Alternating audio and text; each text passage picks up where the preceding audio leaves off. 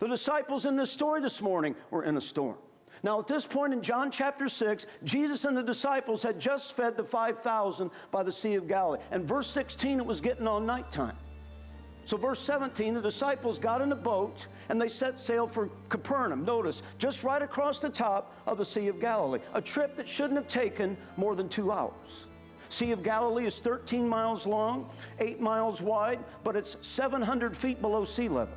So when the cooler winds of the Mediterranean Sea would come over the mountains of the Golan Heights and hit that warm air that comes up from the Sea of Galilee, huge, violent freak storms would pop up. And it's still like that to this day. So verses 18 and 19, when the disciples set sail, a storm came up and all hell broke loose. And the wind was a-blowing, and the waves were a-rolling, and the boat was a-rocking, and they got blown off course into the middle of the lake.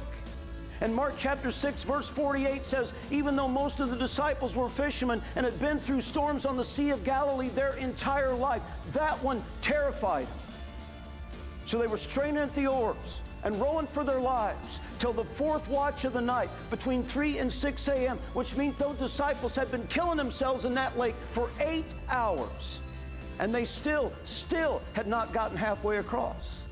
And that 3-hour tour was about to turn into Gilligan's Island.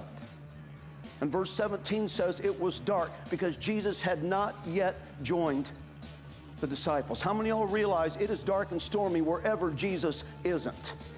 The disciples were in a storm up to their eyeballs. So let me ask you this morning, what's that storm that's popping up in your life right now?